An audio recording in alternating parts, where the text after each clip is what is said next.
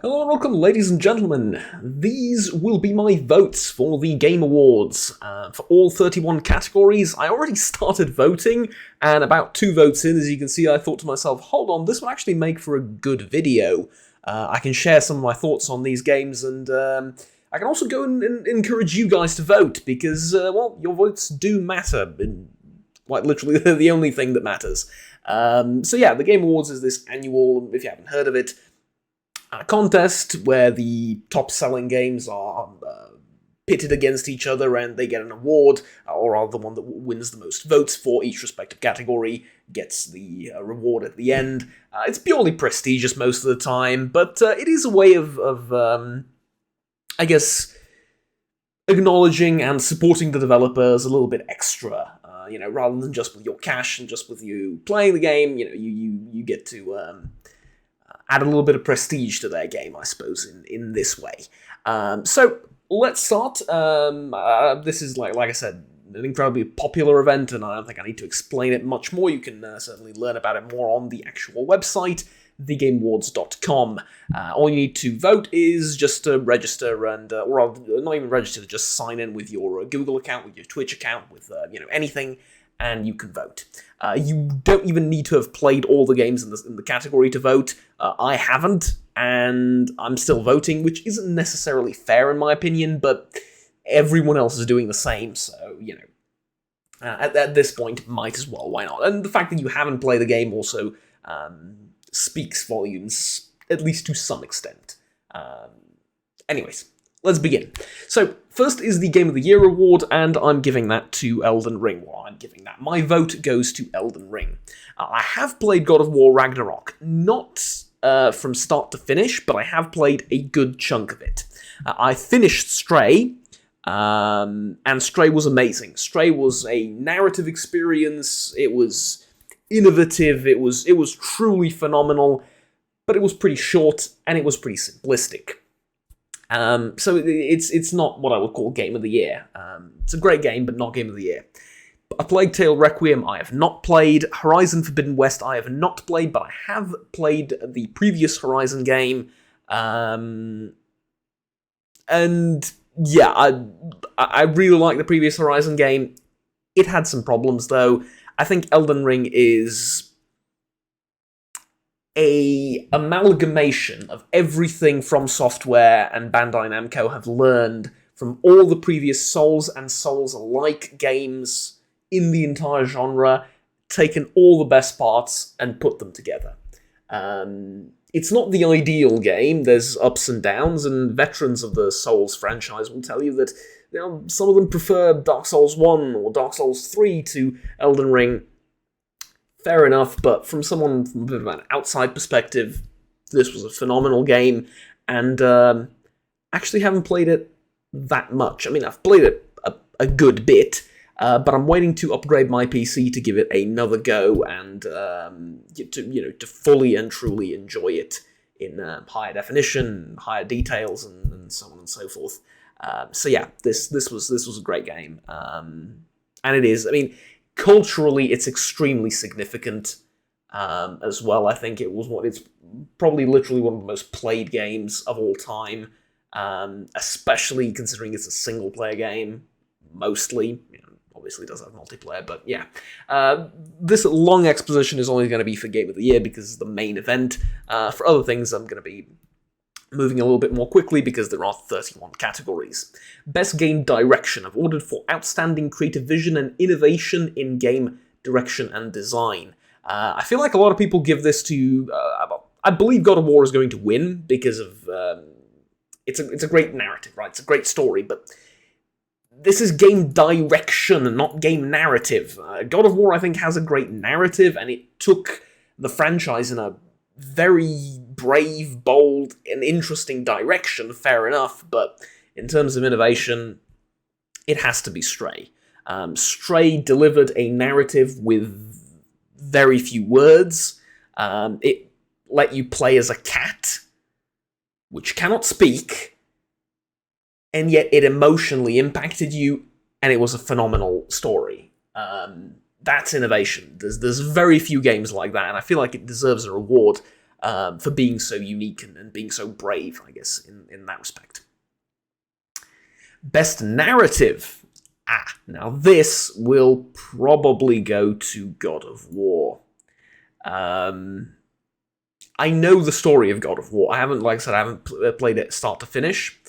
Forbidden West, perfectly fine narrative. Stray isn't in the running because not much of a narrative game per se, right? I mean, it is, but not in the traditional sense. Immortality, I have no idea what it is. I have never played it, so sorry. A Plague Tale Requiem is really good in terms of raw and sheer narrative. Elden Ring, in terms of narrative, is you don't play that game for the narrative. Don't get me wrong, there's the Dark Souls lore and the Souls-like game lore is generally very rich, but it's not the best storytelling, right? The story's there for you to discover, but the storytelling is not so much. What I will say, though, and I hold this belief to be entirely true, even faced with these games, I think that narrative has suffered compared to the days of Fallout New Vegas and the games prior to that. Think, for example, Vampire the Masquerade Bloodlines. There's games that I could point out and say, this is some of the best narrative in video games. Mass Effect, for example, even though it is a bit clumsy at times. These games have a great narrative, don't get me wrong. God of War has some very emotional, impactful moments. On the whole, I don't think the narrative was particularly great in any of these titles. You can disagree with me, you're more than welcome to, it's fine. I think compared to some older games, these narratives just don't have that strength. And I think proof that I'm right will come in 3 or 4 years when I assume most of us will have forgotten about these games. And we'll still be talking about Mass Effect, Vampire, Dragon Age even, and games like that. So, yeah, I mean, maybe I'm wrong, but for me, I have a feeling that those older games were better, but in terms of raw, just simple, straightforward, traditional understanding of narrative, yeah, God of War for me. Alright, next category. Best art direction. I'm gonna give this to Scorn. Why am I giving this to Scorn? Juggernaut, you're just giving it to Scorn because it's the first Serbian AAA game, and you really want the Serbian development team and the Serbian gaming industry to rise from the abyss and become something. Yes, I do. But that's not entirely why. I'll tell you why. Art direction in Stray was pretty unique, pretty interesting, but it was kind of familiar and standard at the same time. It's not... I mean, it was a blend between post-apocalypse and cyberpunk and steampunk, and had a little bit of a few elements of everything, right? It was cool. Art direction of God of War was alright in terms of the visual art and technical achievement. I mean, it's a gorgeous game, don't get me wrong. Elden Ring is also a gorgeous game. From what I saw, I can't play it on the higher settings. Again, waiting for the PC parts and, waiting for money to get the PC parts and everything, but it's pretty. Horizon Forbidden West is also pretty, but they're just good-looking games, texturally. Scorn has a incredibly unique art style.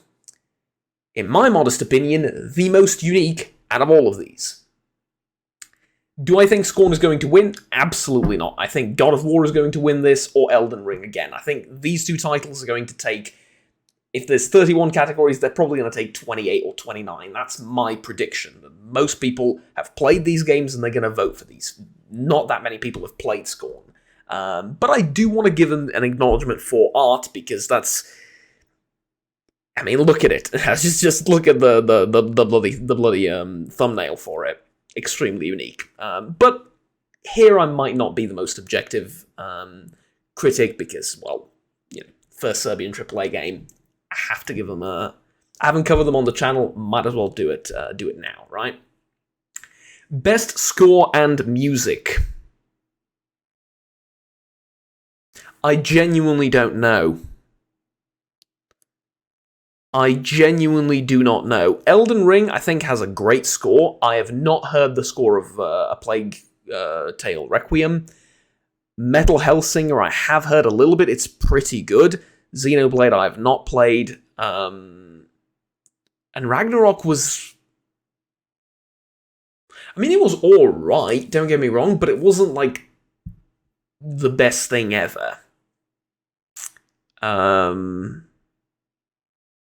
Yeah, I think score-wise, generally, none of these really stand up to me. I mean, the score was good, and it followed the story and the action and everything, but never has the score actually just stood out, you know, and popped out, really. The way the music pops out, for example, in Doom, you know, and stuff like that. So I'm giving this, I guess, to Elden Ring, because of the... It's I think I don't know. I want to say it's the most unique out of all of these, but I don't know because I haven't played all the games extensively, so I'm not going to talk about this too much. Best audio design. Ooh. This is a very tough choice. Elden Ring's audio design, let's be honest, this game is going to win all the awards. This is not one that it necessarily should. It has the audio design works, but it's nothing groundbreaking. Modern Warfare 2 audio design is good, but it's not the best, especially in terms of the guns and everything. I mean, it's a typical Call of Duty audio design. There's nothing... It's good, but there's nothing too special about it. God of War Ragnarok, again, the audio in the game was really good. It was really responsive. The hits felt like they had weight to them. The music was like I already mentioned, was pretty appropriate and good, and you know the movement, the combat, the sounds of all those things and the little effects were all really good and in place.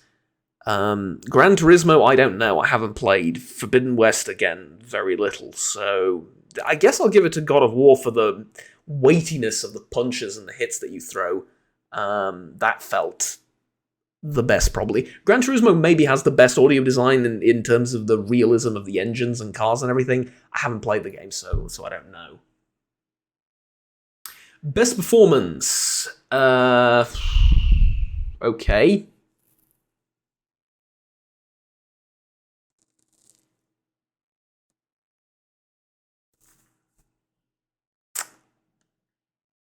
It's gonna go to either one of the two in Ragnarok. I kind of want to give it to Charlotte as well, because I know how well voice acted A Plague Tale Requiem is. Horizon Forbidden West gets the job done. Immortality, I literally know nothing about, so sorry. Gets the job done. It's not poorly voice acted by any stretch of the imagination, but the style of game makes it so that the voice acting isn't the most important thing and doesn't really stand out, whereas with Ragnarok it is really one of the most important things. So yeah, I'll give it to Christopher Judge. It's really, I'd give it to either of them. The kind of an iconic duo, right? But yeah, there we go. Now, games for impact, for a thought-provoking game with a pro-social meaning or message. Ha. Well, As Dusk Falls, I didn't really like. Sorry. This was mediocre. Hindsight was interesting. I do not know what this is. A Memoir Blue I've seen people play, and I haven't seen this either. I'm gonna go with Citizen Sleeper, because, well, I don't know. No, wait, I remember Endling Extinction is Forever. I remember this game. I've seen the trailer, and I've seen maybe like a couple of gameplay videos of it.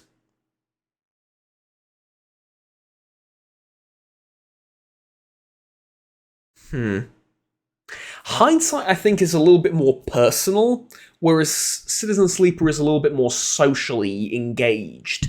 which is why I'm going to go for Citizen Sleeper. I'm a sucker for socially engaged video games and literature. Hindsight is a lot more personal, and that's not to say that it's worse by any stretch of the imagination.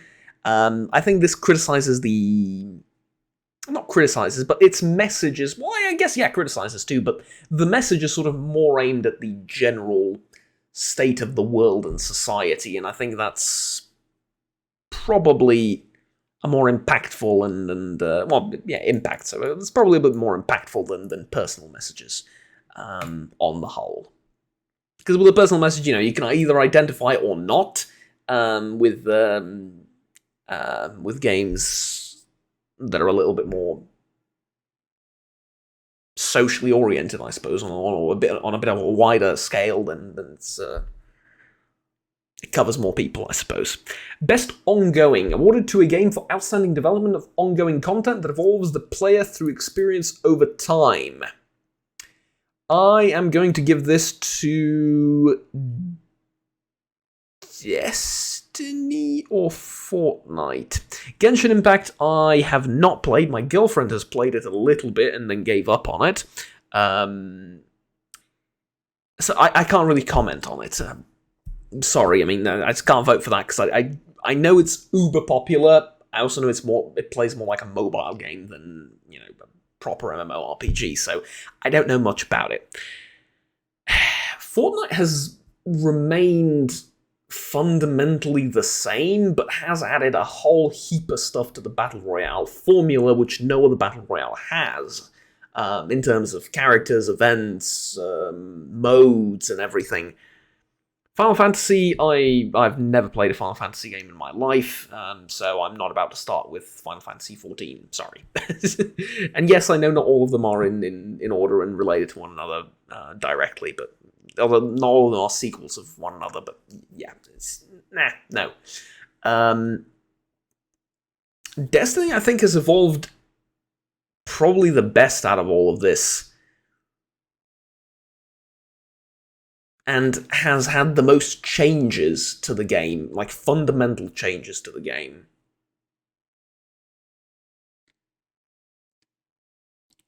I'm gonna go with Destiny. Yeah, I'm gonna go with Destiny. Because Fortnite's formula stayed the same, and then they tweaked the mechanics. Destiny changed quite a bit from the ground up, so especially from its first release. So I think they deserve it for that reason. Even though I'm not the greatest fan of the game itself. Best indie game definitely goes to Stray. No disrespect to any of these except Neon White, because I haven't played it. I have no idea what this is. Cult of the Lamb I am very, very, very well familiar with.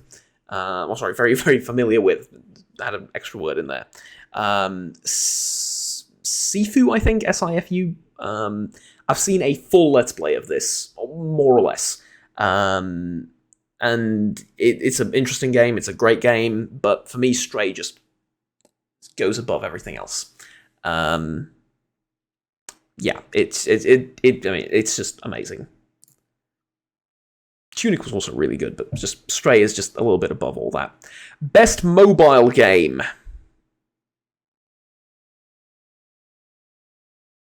Diablo Immortal, definitely.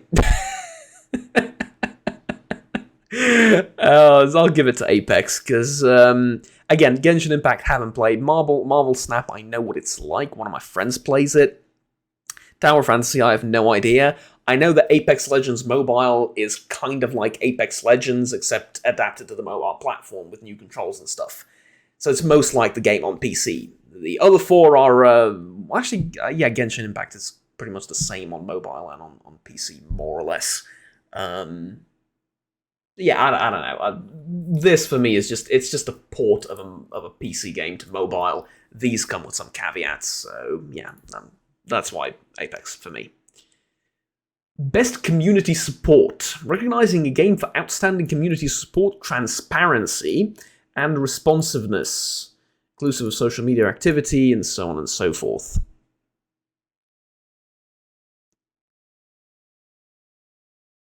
I half want to give this to No Man's Sky, and before you start laughing, you have to understand that No Man's Sky probably had the worst release in video game history, maybe. Certainly top 3. It was disastrous. And then after about a year, they started to really care and really fix the game with DLC and updates, and the vast majority of what they fixed came into the game for free. And they genuinely listened to the community, and they genuinely wanted to make it better. Apex Legends hasn't changed that much compared to No Man's Sky. Fortnite, same. Destiny 2 hasn't had the most transparent or supportive community in this sense. Not that the community didn't support the game. It's vice versa here, right? So I'm going to give this to No Man's Sky. It's just been so radical and unheard of that they've completely revamped the game from nothingness, and for the most part for free. I think there's paid DLC for it now, but even when there was, they put the game on sale for dirt cheap, the DLC as well, and yeah, they took a dead game from, a small little ember of life that was left, and it was fading, and they breathed life into it, and they completely turned it into something different. So yeah, that's the reason I'm giving it. Okay, what about this? Innovation in accessibility.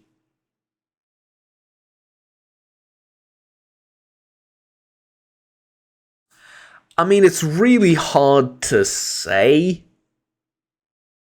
Recognizing software and hardware that is pushing the medium forward by adding features, technology, and content to help games be played and enjoyed by an even wider audience.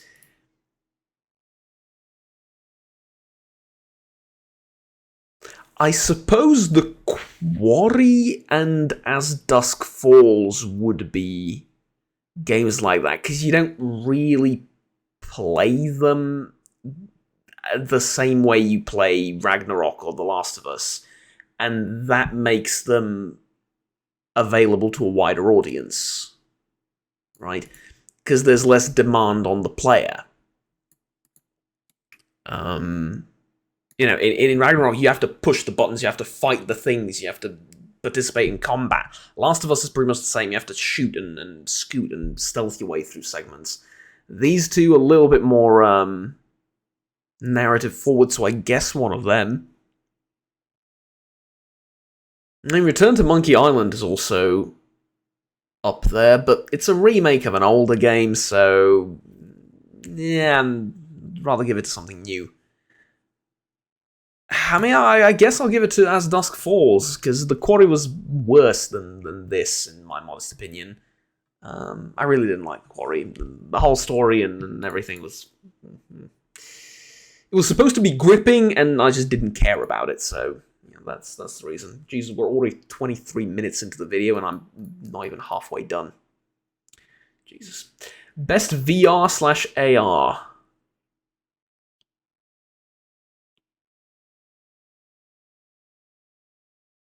I don't know.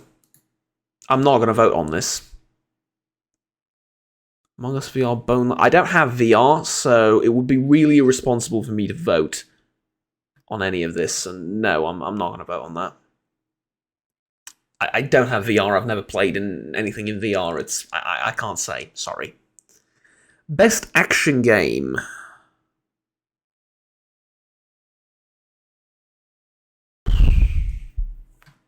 Call of Duty, I think. I mean... Neon White, like I said, I haven't played. Teenage Mutant Ninja Turtles is okay. I wouldn't give it the best anything game, to be fair. Sorry. Bayonetta 3 has way too many controversies for me to click the vote button. Sorry. And then it's up to these two, Sifu or Call of Duty. And respect to Sifu for being an indie game, and I love that, and I want to support indie developers, but... Modern Warfare 2 captured the old magic of Call of Duty, where after a busy day, you grab a controller, sit down, and play it on your TV. That's what it did. And that's what a good action game is for me. So, yeah, I think because it recaptured that spirit of Call of Duty, which I thought was lost to time after what was it? Advanced Warfare or whatever. A couple of Call of Duties ago, I stopped keeping track. Yeah, this captured that spirit back, and visually the game looks great as well, which adds a lot to this category, in my modest opinion. Even though it's primarily focused on combat, this is what the award is for, the whole visual experience adds to it, so, yeah, sorry. Okay, best action adventure. This is going to be pretty easy. It's going to be Ragnarok. As far as an adventure, I mean, it has everything, right? Combat, adventure, puzzle solving. It's a really good blend of all of those things. Other games just, catch up to it to a certain point and then fall a little bit short. I think Ragnarok deserves this easiest vote of all the categories so far, probably. Best role-playing game.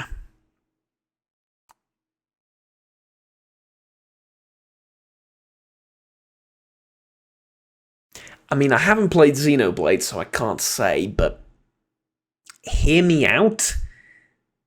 None of these are really role-playing games, in that you don't really play a role.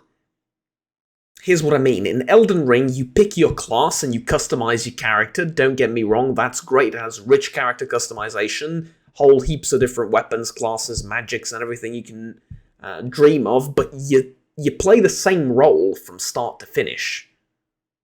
Right? You're still the same dude, doing the same, fighting the same bosses, killing the same enemies, going to the same bonfires, and getting to the same ending, right? It's not really a role-playing game, but most people don't understand role-playing games like that. They just think, oh, it's an RPG, and Elden Ring will get this. I'm almost sure that Elden Ring will get this. So I haven't played Live a Life. I haven't played this. And Pokemon, again, is you don't really play a role. Like, not really. You play a role in Skyrim, right? There you can be the villain, you can be the hero, you can be a thief, you can be a mercenary, you can be a soldier, you can be a merchant. All these different roles, and you can do some quests, and you can skip some quests. So you can do all the quests, or you can do virtually none of them and still play the game and have fun. That's a role-playing game. These are... I mean, I don't know,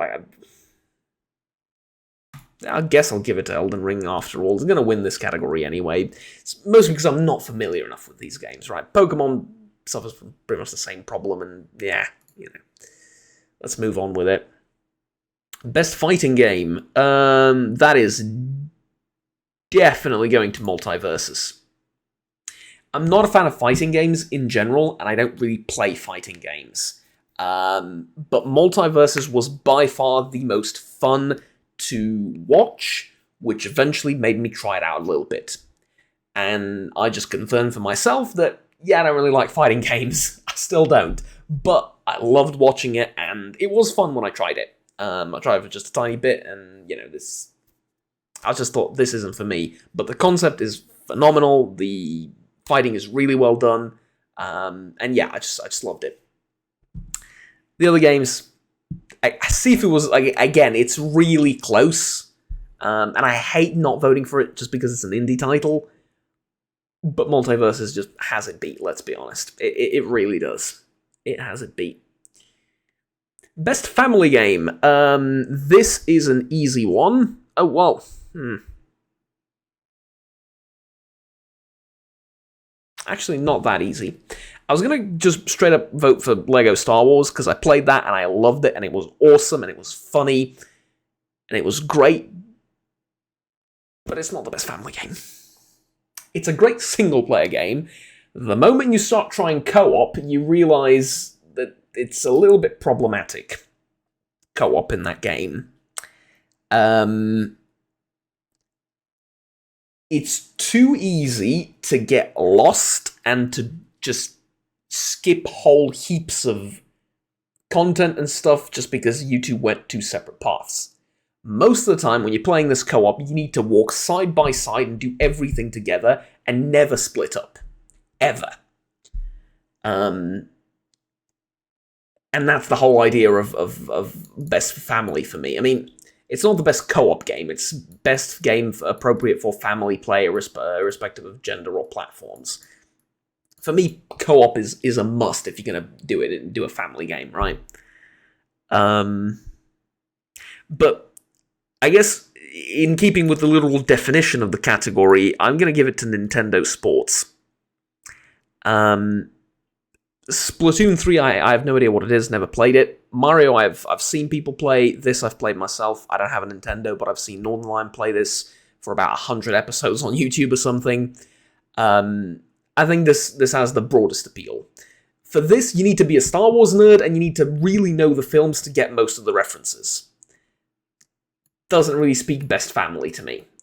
If you don't get the references, if you don't get the story, it loses a lot of its charm. So, yeah, I think Wii Sports for me. Or Nintendo Switch Sports, sorry. Okay, best sim strategy game. And this is the easiest vote thus far, probably. Total War Warhammer 3. 2 Point Campus is...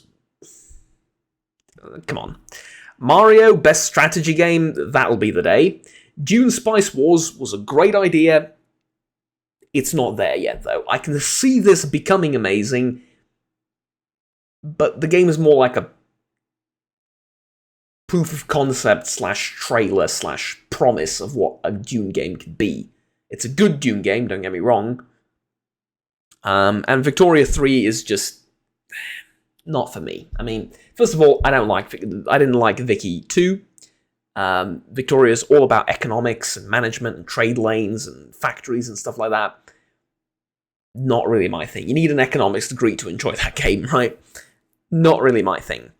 Total War Warhammer 3 had a rough launch. It did, and I'm not going to forgive them that.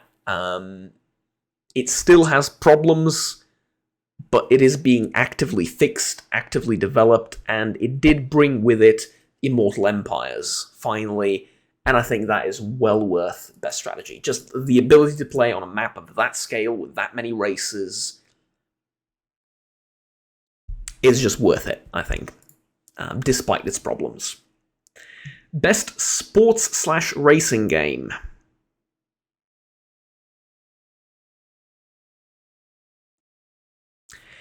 NBA and FIFA are reskins of previous year's games. FIFA 23 is fun, don't get me wrong. I have FIFA 22 and I've played it for, I can pull up my Steam profile probably and show you. I don't know, a couple of 100 hours maybe. 100, 200, something along those lines, let's say. I've seen FIFA 23 and it's way too similar. Same with NBA 2K23. Formula 1 versus Gran Turismo, I know very little. Like, it's tough for me to tell you whether this one or this one is better, because they occupy a similar sort of range, a similar sort of niche. I'm going to go with Gran Turismo. I'm going to go with Gran Turismo because Formula 1 is exclusively a sport. Gran Turismo is a little bit more fun, and the cars are a little bit closer to me, I guess, to my interests. So that's the only reason. It could be that this is a much better racing game in terms of pure racing, but this one's a little bit closer to my interests, so I'm going to go... yeah, I'm going to go with that. By the way, I don't care who wins, I just need FIFA and NBA to lose. That's all. Best multiplayer. Ooh. Including co-op and MMOs. Overwatch is not for me. I don't like Overwatch. Splatoon I've never played, don't know what it is. Teenage Mutant Ninja Turtles is... I mean... like I said, it's good, there's nothing wrong with it, but I wouldn't give it the best anything. Multiverses or Call of Duty? I'm going to give this to Multiverses. The simple reason is, it's innovative, it's new, it's not that common as a genre, and it managed to acquire a lot of success and catch the interest of a lot of people, which is difficult for a fighting game, especially to retain a big player base. Call of Duty, with all due respect, it kind of is a little bit formulaic. Fortunately, not of the recent Call of Duties, but of the older ones, but it's a bit too formulaic to get an award like this, in my modest opinion. But it is close. Overwatch might win because of the fan base behind it. It's just not for me. I'd much rather play these two games than this one, and that's ultimately what I'm going with. So, sorry. Content Creator of the Year. Obviously me. Why am I not here? I was just joking. I'm gonna go with Ludwig. I'm gonna go with Ludwig because of his takes on the ecosystem of Twitch and YouTube, and his exploration and openness about these ideas and about the situation, really, in the industry. As well as his general content. It's really entertaining. And I'll be completely honest with you, I do not know who this or this is. Sorry.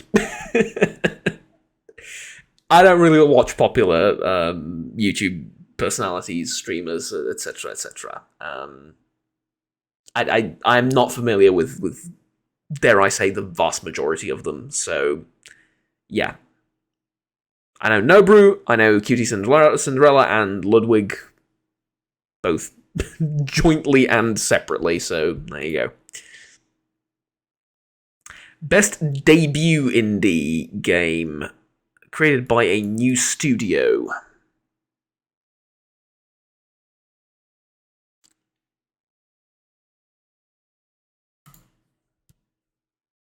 Vampire Survivors. Here's the thing, I really want to give this to Stray because of how good the game is.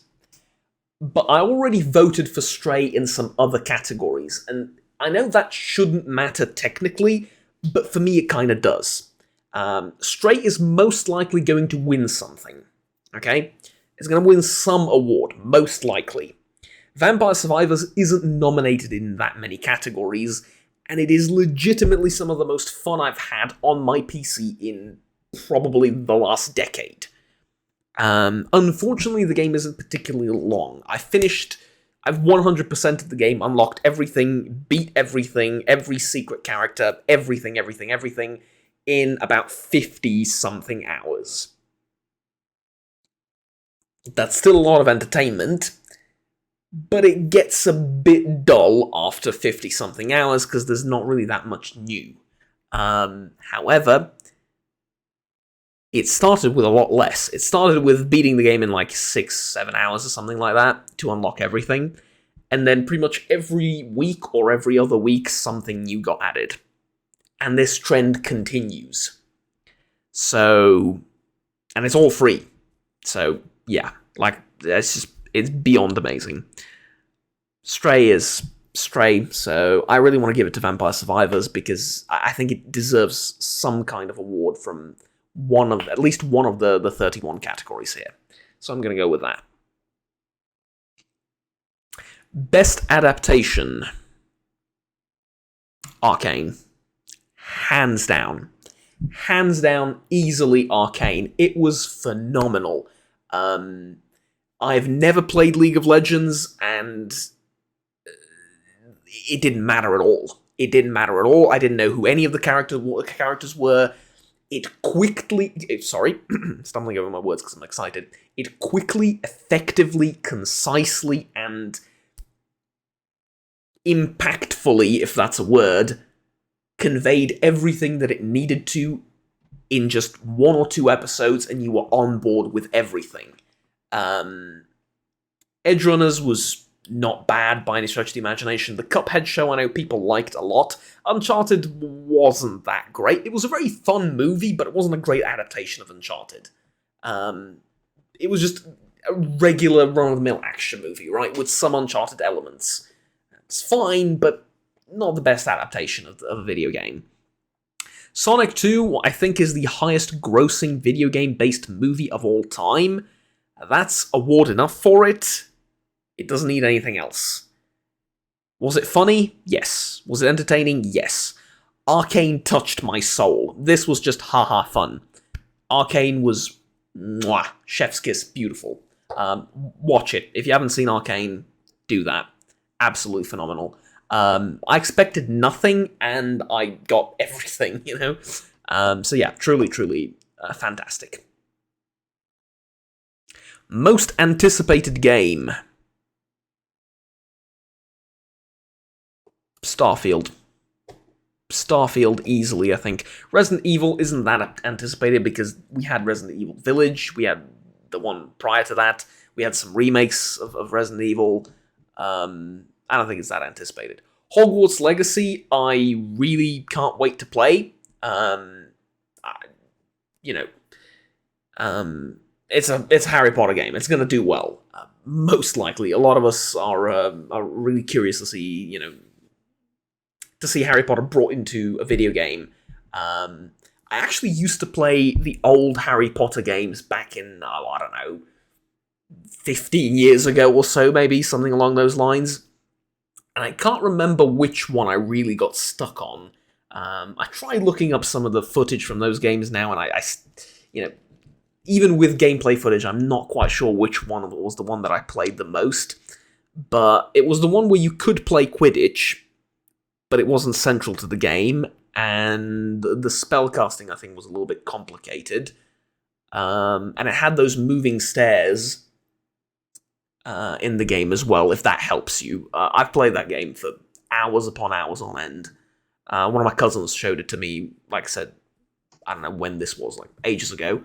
And I love that game so much, and this kind of reminds me of it, Hogwarts Legacy, so I'm anticipating it quite a bit, but Starfield is a Bethesda game, and it promised a heck of a lot, and it promised... It better deliver on what it promised, but I think it's easily the most anticipated game. It's open world, it's a proper RPG, and it's huge. Probably the biggest out of all of these. With the exception that I do not know much about Final Fantasy, period, so, yeah. Legends of Zelda I'm also anxious to play, because Breath of the Wild was really, really fun, and I loved it. I played it on, I actually played it on PC because I don't have a Switch, but I played it on an emulator, and a couple of years after the game was actually released, it ran pretty well on an emulator, so last time I checked, so it now probably runs even better, but yeah, Starfield definitely. I'm a little bit skeptical about Starfield, actually. I think it might kind of, what's the word? Disappoint us a little bit, but yeah. It is, I think, the most anticipated. Best esports, Rocket League.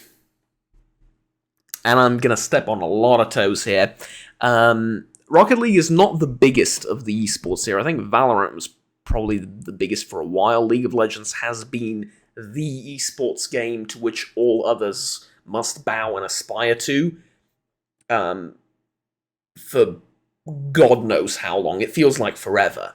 Counter-Strike Go was Counter-Strike in general was the first one, or maybe not the first one. I think Quake was technically first, but it was one of the first ones to really make it big and make it, a proper esport and have massive tournaments, massive communities and stuff. Like I said, not the first, but it was one of the first.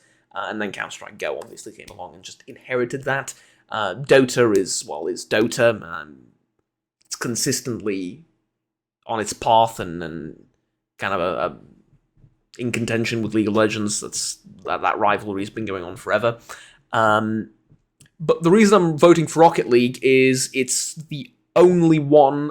Well, not the only one. I played Dota 2 quite a bit, and I did play Counter-Strike Go for a little bit. Not competitively by any stretch of the imagination, just a little bit. But out of all these games, I enjoyed both playing and watching Rocket League the most.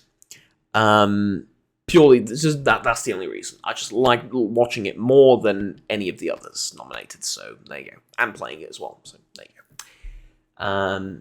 Best esports athlete.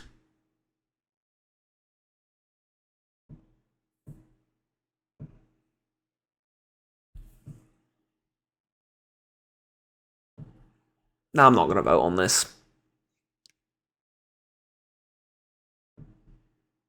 Yeah, I'm not going to vote on this. I really don't. I mean, it's Valorant, CSGO, and League of Legends. I know very little about these people. I know who they are. I know Alexander because of some of his political comments and in some respect, I suppose, which I want to stay clear of that. And from clips and shorts on YouTube and stuff, I know some of these guys, but I'm not gonna vote on this. Half of it would be me clicking randomly, right? So I don't want to vote on something that I really know nothing about. Best esports team.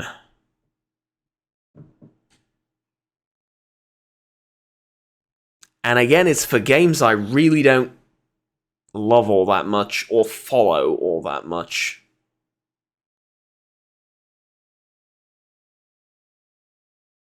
Yeah, I'm just not going to vote on this. I haven't watched these teams much. I've heard of them, but I haven't watched them, so no, it wouldn't be fair. Esports caster?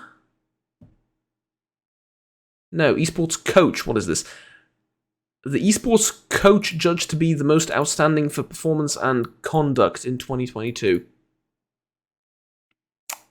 I don't know any of these people.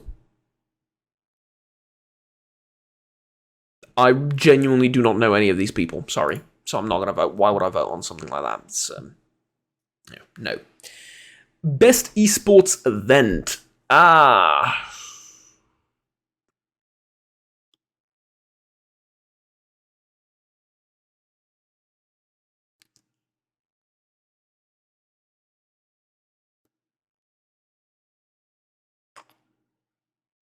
I've no idea. I guess it's still League of Legends. But I think for something like this, you need to have actually gone to the event or watched the entire event. And I've done neither for any of these. So I'm not going to vote, but let's say I'm giving half a vote to League of Legends, because I think it's still the biggest and the most broadcast and, a best-of-class experience, like it says here. I think that's...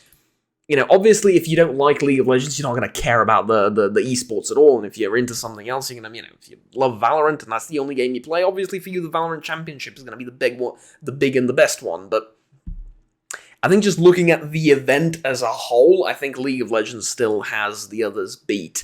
Not by much, but I think it's still the thing to go to. Maybe I'm completely wrong, though, so I'm not going to vote, because, it's... no, there's no point. I know too little about this. But anyways, that's it for me. Those are my votes. It's almost a 50-minute video, but I had to explain each and every one of them. It would have just felt wrong to vote without giving a proper explanation. I do suppose you could use this as a bit of a podcast or something to listen to while I yammer on in the background and while you're doing something more productive with your day. But anyways, that's it for me for this video. Thank you very much for watching. If you've listened to the entire thing thus far, I truly applaud you. Great work. Thank you so much.